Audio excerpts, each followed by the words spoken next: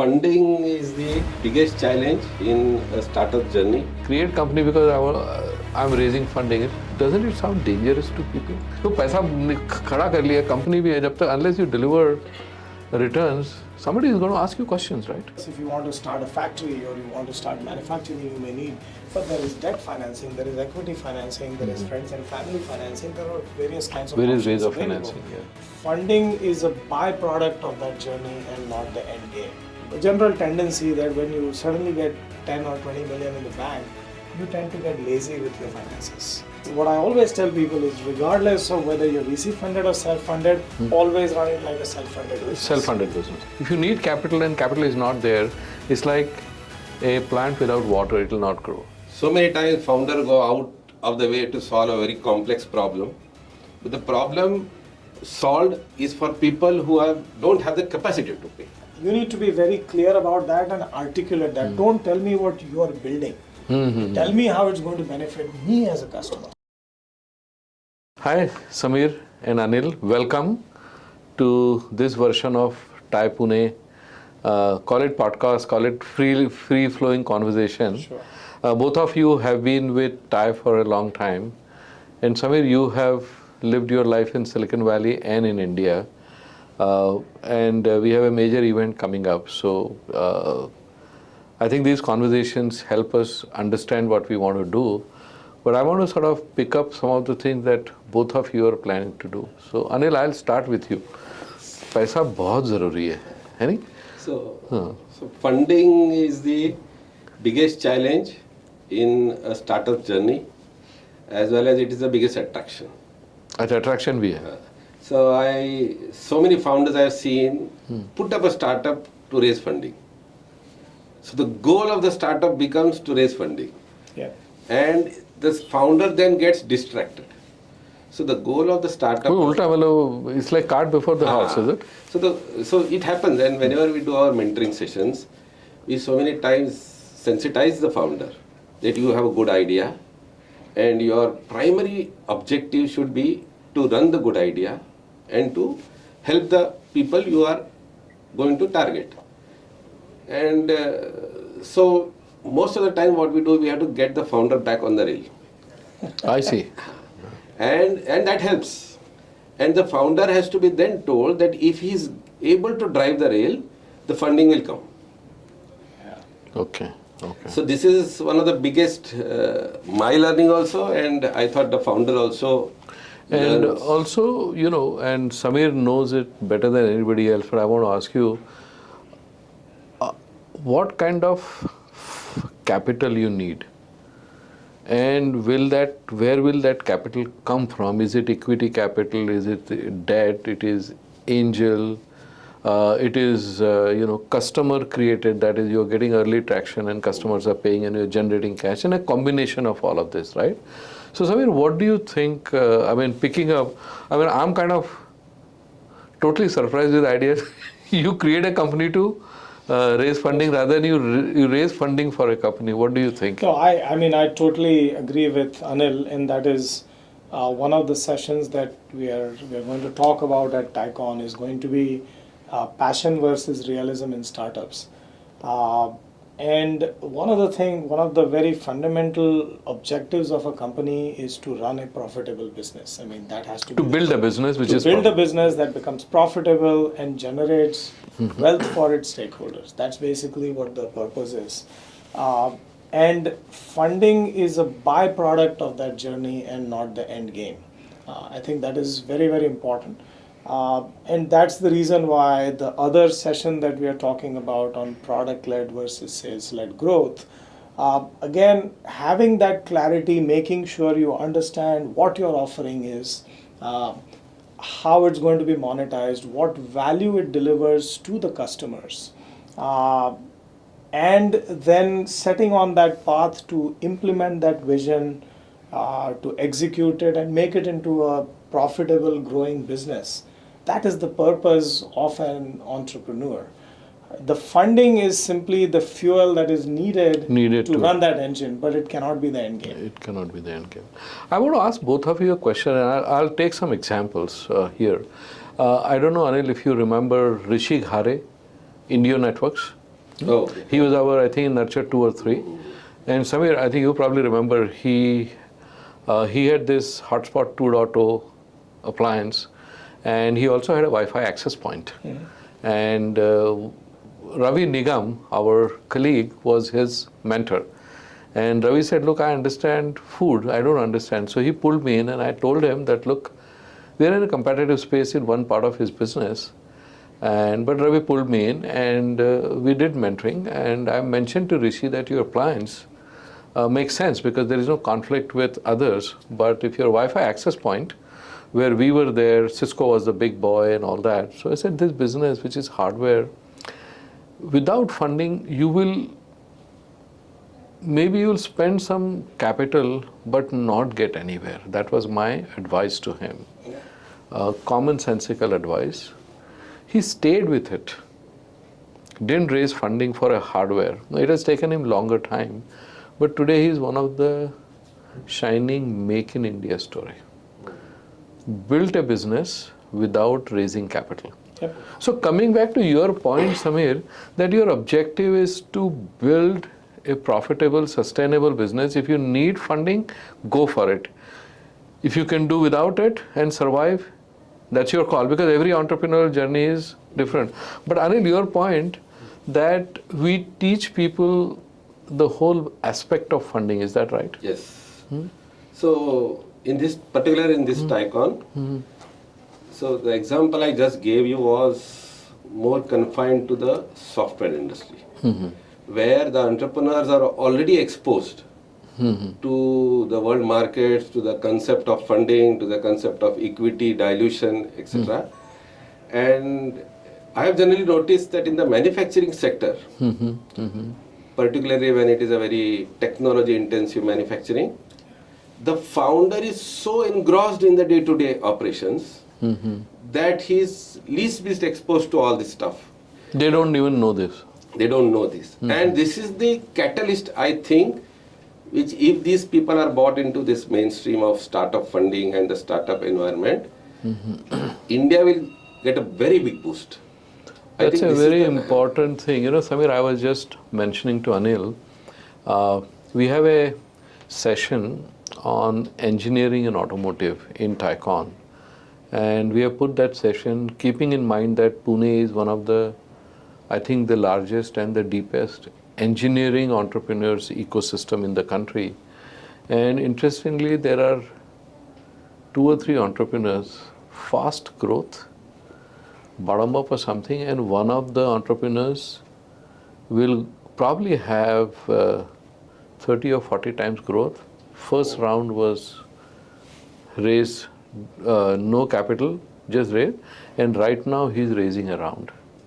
And so I think, coming to the fundamental that both of you are saying, that if you put focus on business rather than the other way around, how many founders, I find it bit, you know, and I think coming to your passion, if I have to leave my job, where I have a comfortable job, to create a company and do something as horrendous as, if I can use the terms, my apologies, is to create company because I'm raising funding. Doesn't it sound dangerous to people?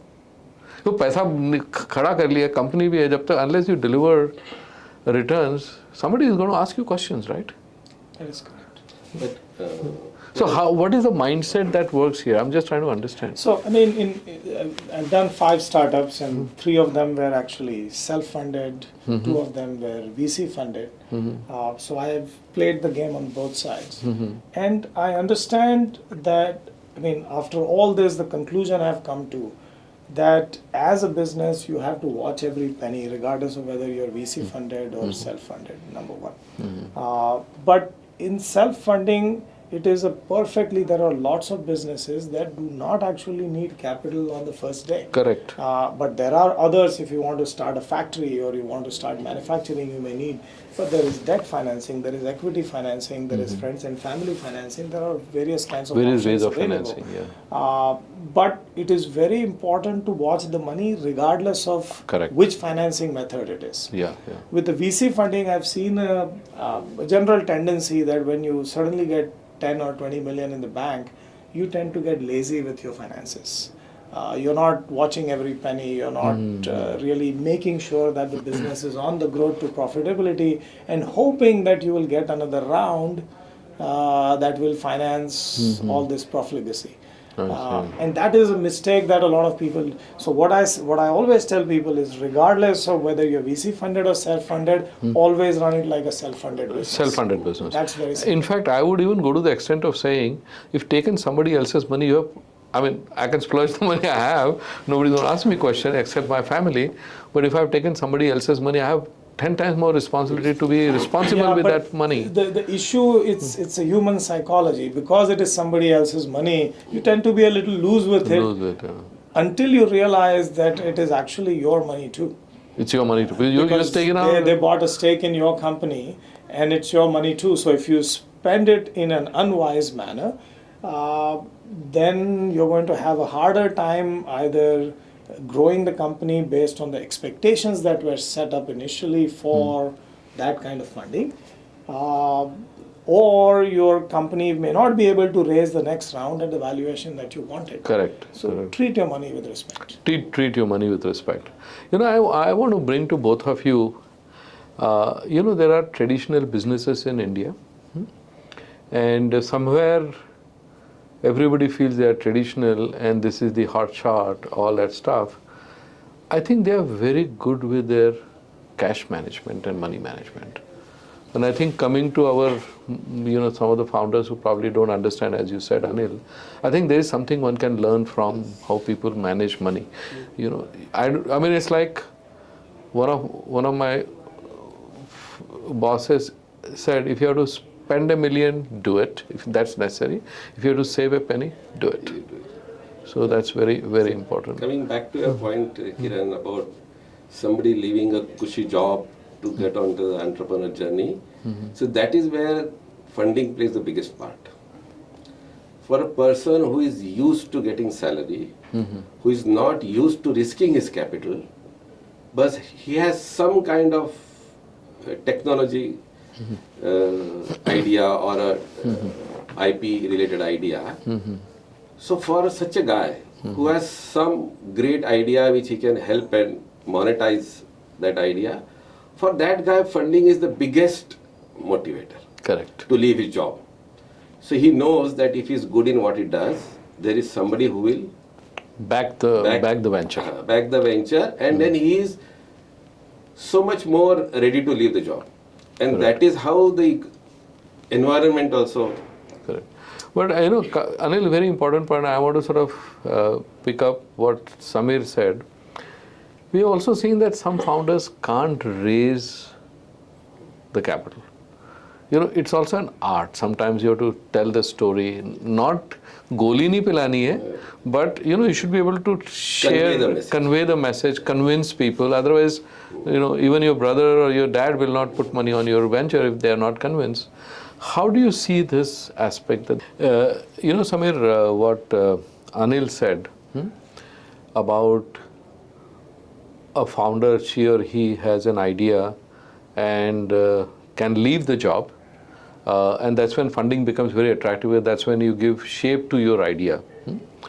But you also mentioned about passion, and we have seen many times that people are not able to articulate or talk about their idea to raise funding, and if they need it, the company doesn't grow. How far do you take that, where you're not able to raise, but you know, you'll never grow. If you need capital and capital is not there, it's like a plant without water, it will not grow. What do you think about it? So, I mean, I'll maybe do a little bit of a sideway. I do truly believe that at least the Indian education system is not geared towards helping kids learn how to communicate. And I'm not just saying do it in English, it can be in your own native tongue. Correct. But the ability to understand something, articulate it crisply, and to be able to communicate it. And that, in my mind, is one of the biggest things that entrepreneurs need to learn. That their passion, they are so engulfed in their own thought and what they could do with a piece of technology or a piece of product, that they forget that there are 10 other things that need to come together to make that product successful. And those are the kinds of things you will learn at a TiECon or in your association with TiE, where you're learning to communicate, learning to network, learning to understand what are the other parts of the engine that are required to make that car run. Correct. And you can't just build a steering wheel and expect that the car will run by itself. There are other things. You need the engine and the wheels and all that other stuff, and of course petrol, which is the, Anil's money, petrol, which is what or diesel or whatever, Anil bring in. So that I believe is very, very important. Having said that, there are a lot of businesses that can actually be self-started. For example, the services business. Correct. Whatever services you're providing to your current company, that if you have enough expertise and confidence in yourself, you can easily provide it to other companies outside. And that requires little or no capital. There are businesses where, I'll give you the example of my company Zinrelo. One of the things that we did, we started making the customers pay for our growth. And here is how we did it. We said that we are going to charge you yearly in advance for our product. And initially we were very hesitant because we were doing a month-to-month SaaS kind of model.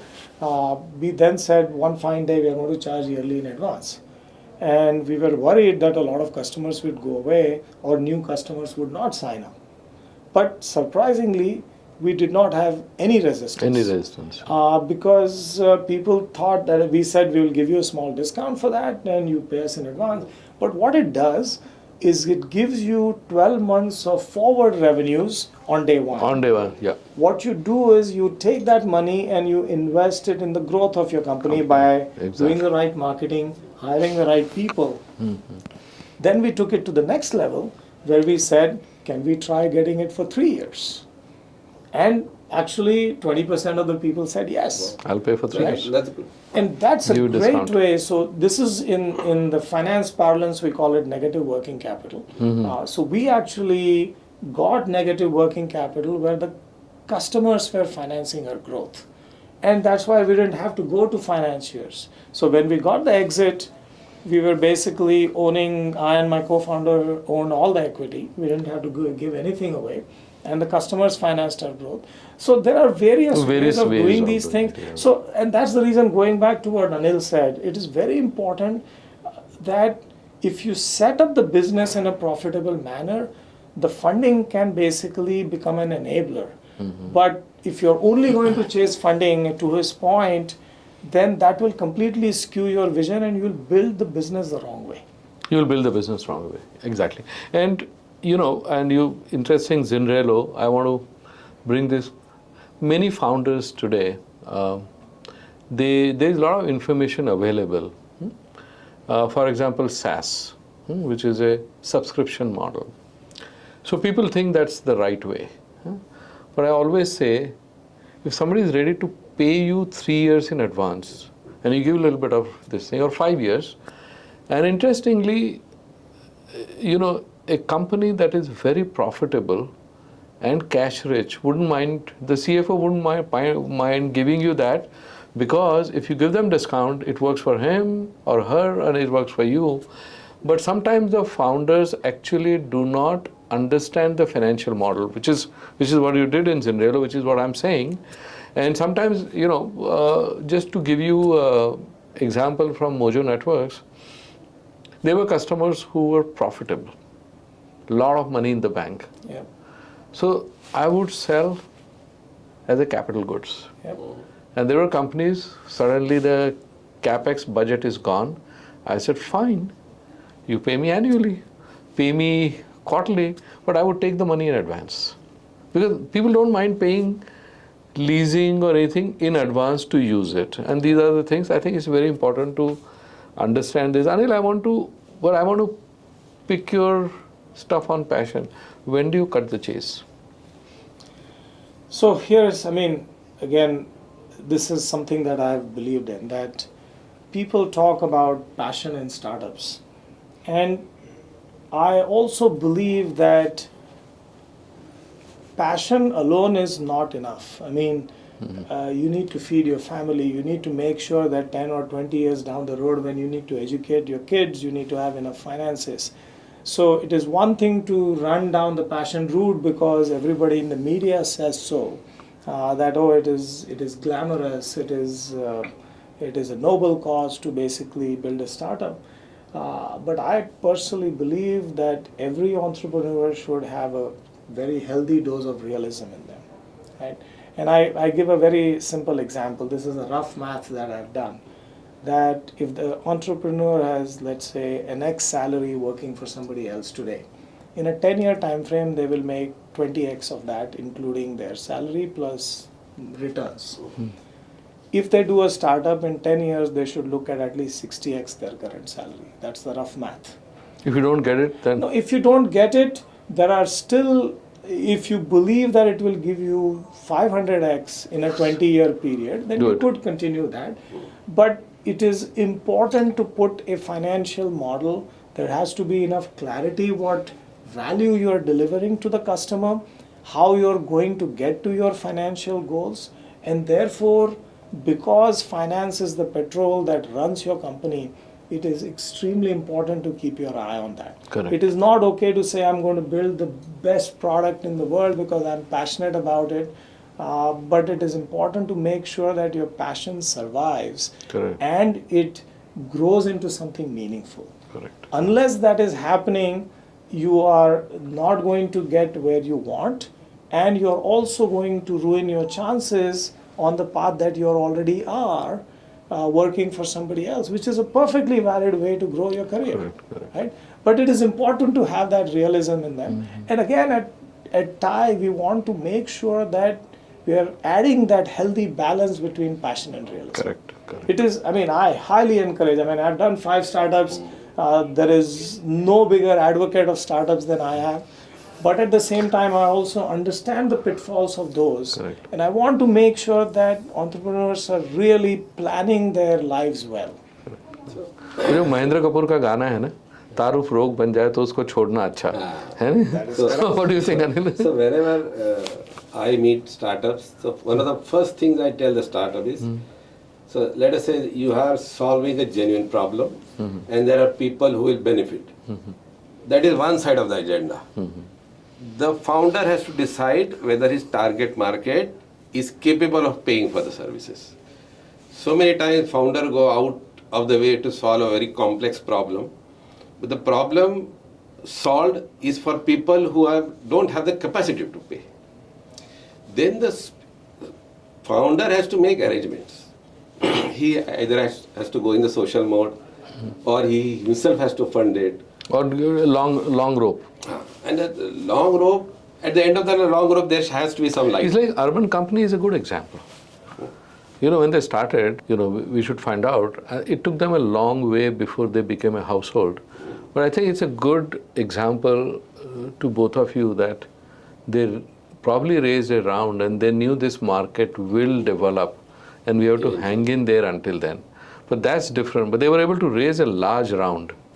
And in the same space, there is a litter of companies who did not do that.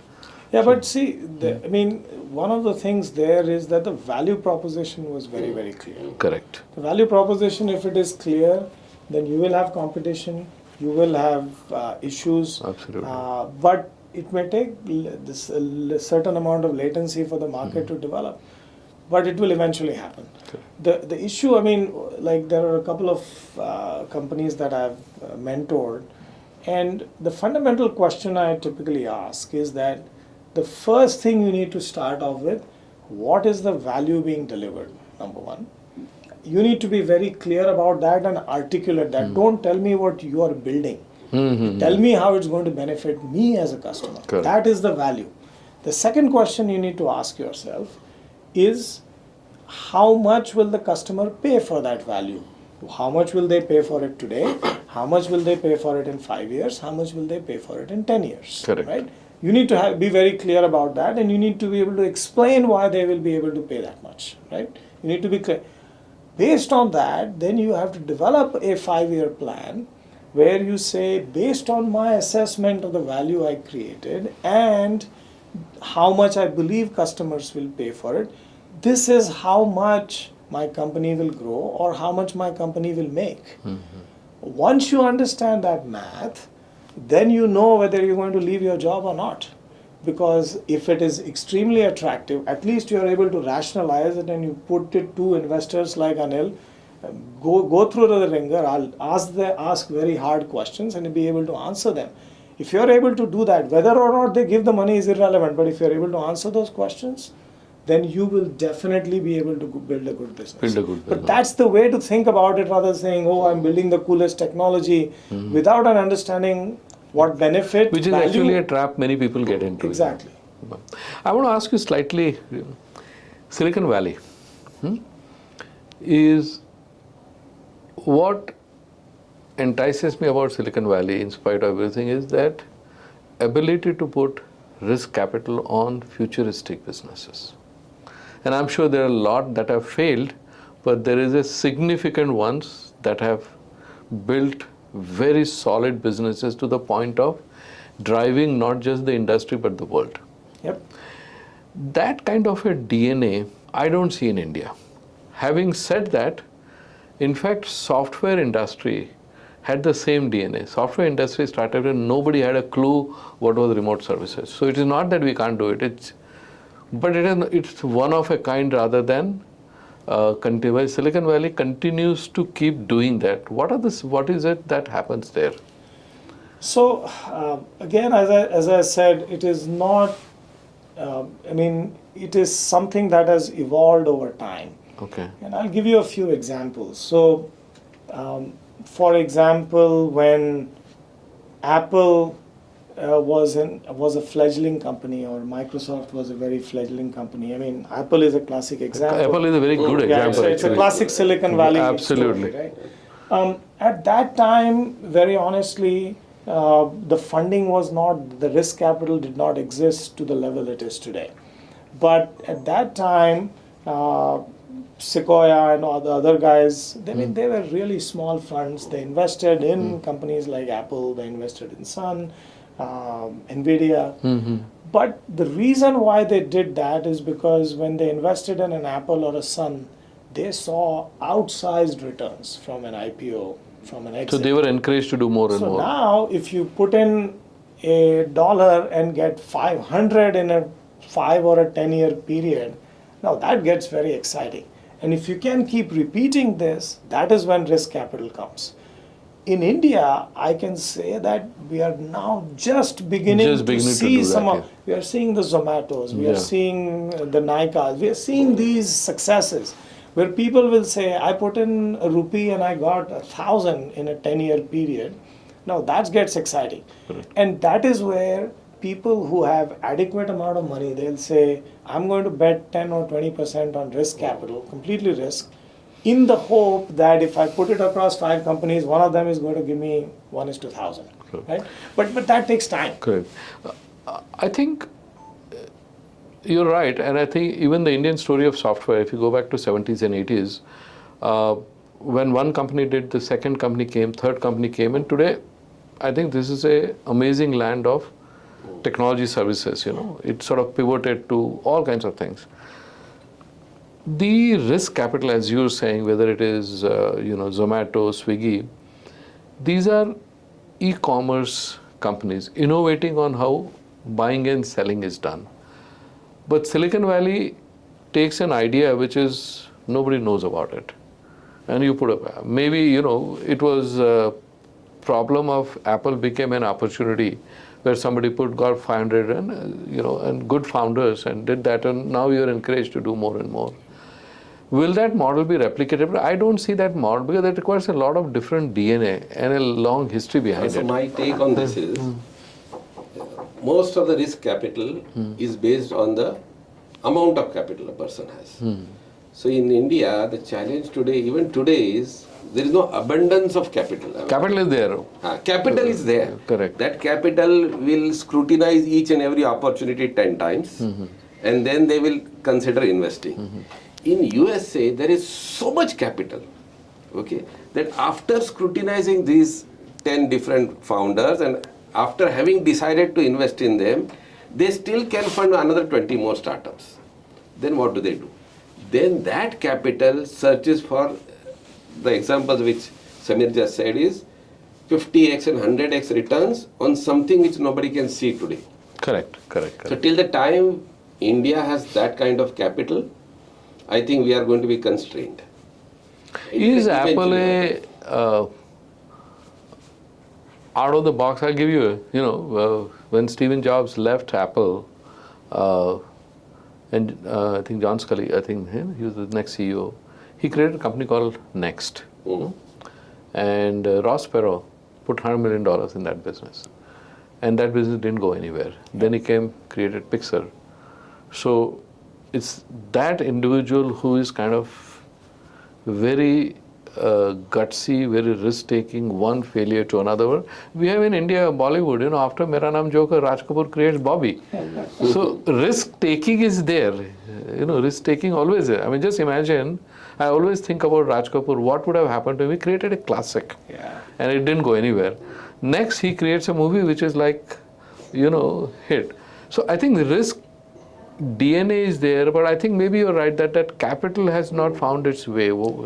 I mean, Anil is right, but my belief is if capital sees opportunity, it will always grab.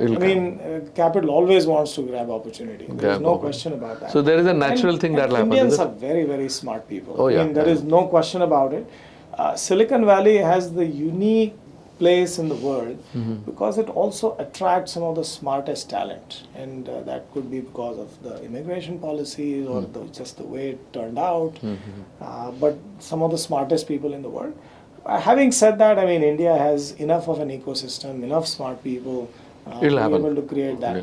I think it is also time because HP was founded in 1940. It is now 80 years hence. Correct. So it does take time. It does take time. The ecosystem of the VCs who have also run companies, grown companies themselves, the lawyers, the supporting system that and the laws and regulations. A lot of that comes with it, and that is happening. India is also deregulating. Laws are becoming simpler. Correct. We are moving from our socialistic past to more capitalistic, or I would say more business friendly future. We may still be very egalitarian. We may try to make sure that all our sections of society are uplifted, but we also have to make it really easy for businesses. But these things are happening and they will happen. It takes time. It takes time.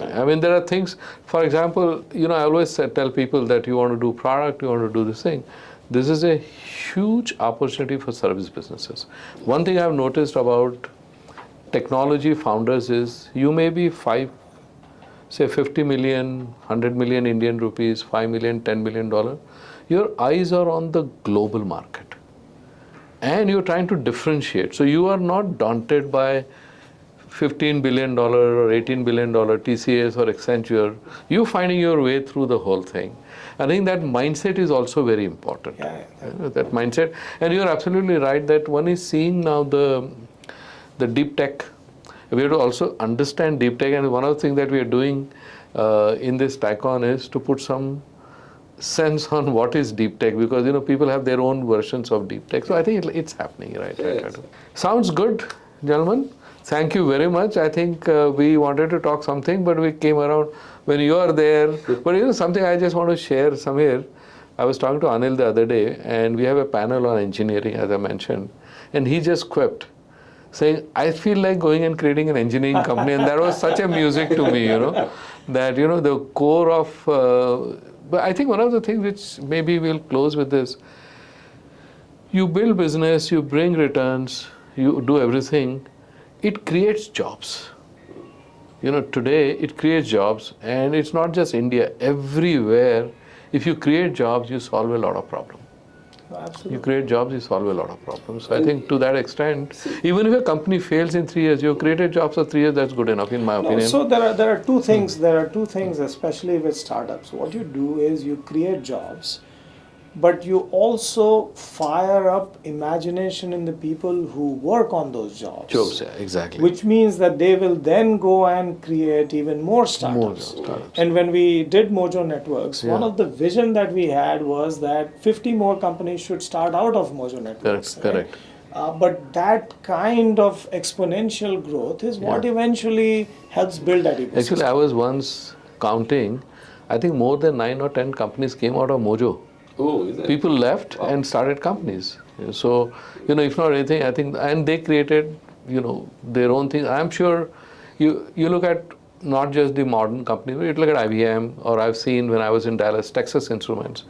Every founder, I worked in TI, I worked in IBM, I worked in Google, I worked in TCS. So it happens. So you're absolutely right. Absolutely. Thank you very much. I'm sure this conversation can happen more and more because investment is a very hot topic and we'll come back and do it again. Thank you very much. Thanks, Kiran. Thank you. Thanks, Anil. Thank you.